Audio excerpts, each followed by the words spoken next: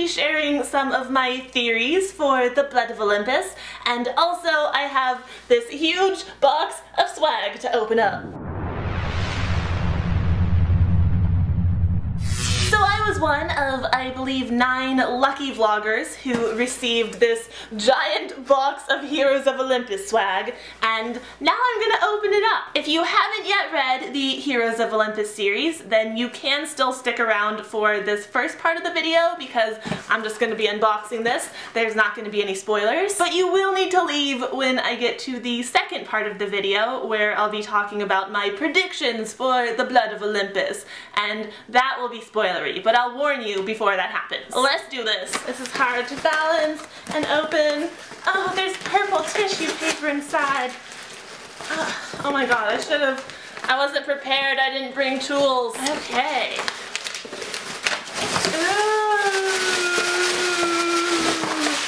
Oh my gosh, there's so much stuff in here. So the first thing right on top here is a Heroes of Olympus reusable water bottle pouch thing. Interesting. A frisbee. Ooh, the Heroes of Olympus. I will break the camera if I throw this. Maybe I'll just throw it gently. No, I want to hold on to it. I'll throw it later. I don't know if you can read this because it's so shiny, but it says clue 2. Each one of us is getting a different clue to kind of help us make our predictions, and this one is mine. I'm not going to open it right now because it might be spoilery, so I'm going to set it aside. We'll open this when it's prediction time. Oh my gosh. They sent me a beautiful, complete hardcover collection of the series so far. That's beautiful. I already have the books, obviously, but this is beautiful. I don't know what I'm gonna do with this. I might have to give it away. Oh my goodness, now this is new. This is definitely new. Oh my god, it's humongous! Holy Greek gods! So this is Percy Jackson's Greek Gods.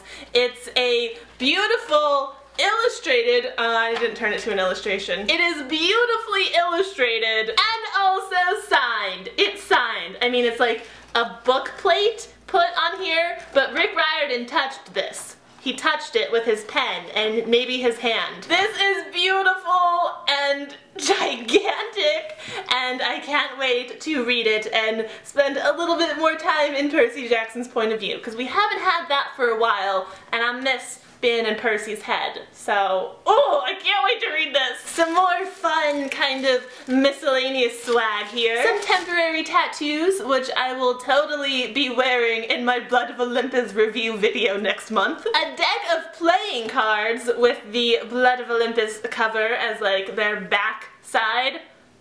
Oh yeah.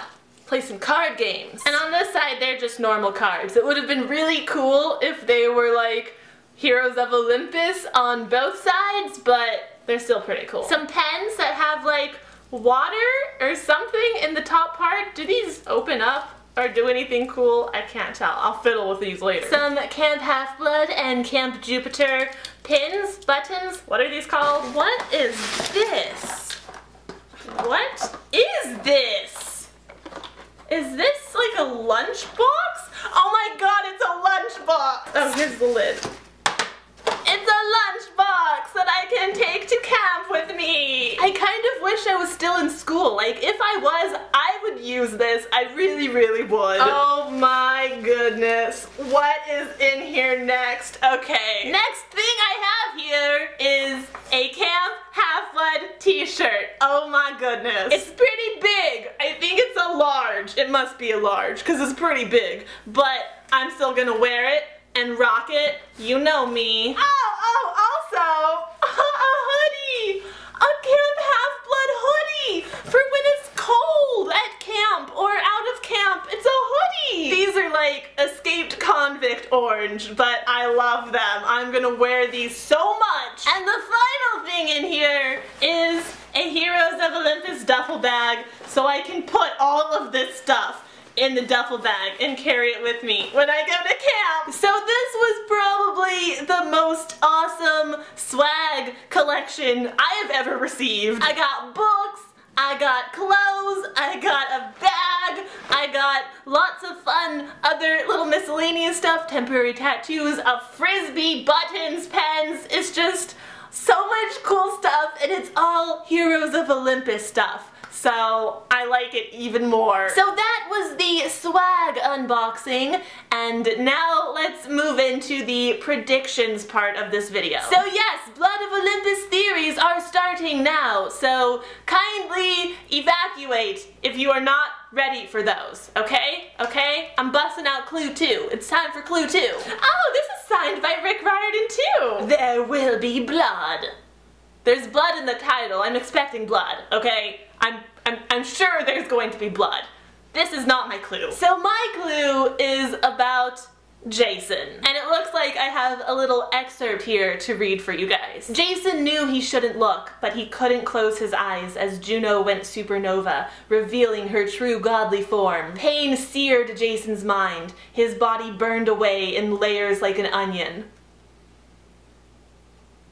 Is Jason dying? I feel like all the clues are going to be like so misleading. I mean, this could be a dream for all we know, or it could be Jason dying. I actually do think that Jason is going to survive the final battle. I think so, right now. I don't know. I haven't heard any of the other clues, so I'm kind of just going off of like my predictions from even before this clue, because I do still really think that 2 of the demigods are going to die, and Gaia is going to rise up, and then they're gonna find a way to defeat her, but I think 2 of them are gonna die, and I don't know who it might be, but I kind of don't think it's Jason. I don't think it's gonna be Percy or Annabeth.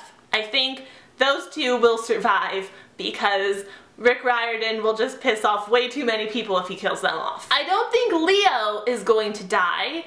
At least I really, really hope Leo doesn't die. My hope for Leo is that he manages to get back to that island with Calypso and he gets her off it. And then the 2 of them can just be adorable together forever. But I don't think that's gonna happen until like the very end of the book. Like, I think Leo will get his happy ending with Calypso, but I think he's gonna have to go through a lot before he gets there. Back to the death thing. Like I said, I do really think that 2 of the demigods are going to die, and the 2 that I think are going to die right now in this moment, I don't know, my answer changes sometimes, but right now I'm leaning toward Frank and Hazel. I'm leaning toward Frank because he has kind of always had death hanging over him. You know, he has that piece of wood that if it burns up, he's dead.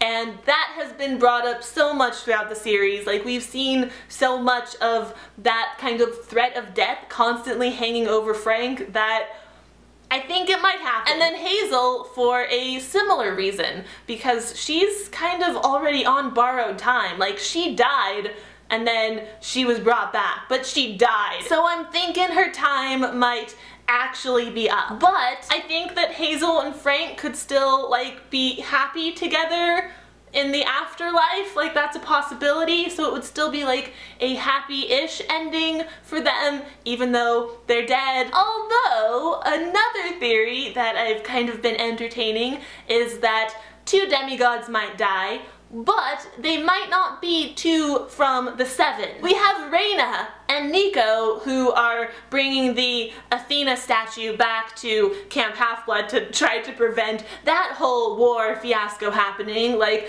there's so much conflict going on already. Like, just thinking about this book is stressing me out right now. I mean, Rick kind of did us a solid and left the House of Hades in a pretty nice spot. Like, no one died at the end of the book, and we're in a position where, like, they're in kind of a stasis. They're in the calm before the storm right now. The storm is a-coming, though, so don't get too comfortable. But yeah, a little part of me is thinking that maybe 2 demigods will die, but they won't be of the 7. They will be like Reyna and Nico, which would still be horrifying and sad. You know who I wouldn't mind dying? Octavian. He can go. I volunteer him as tribute. So yeah, those are some of my theories for the Blood of Olympus. Honestly, I'm not really banking on a ton of them being right. Like, Rick Riordan consistently surprises me throughout his books, in good ways. Sometimes bad ways, like emotionally bad to my feelings, but like mostly good ways. I trust Rick Riordan. I trust that we're going to get an awesome, epic book full of surprises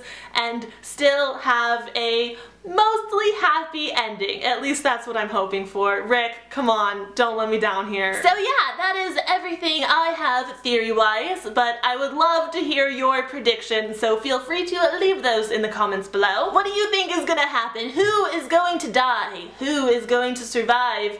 And will somebody finally backhand Octavian?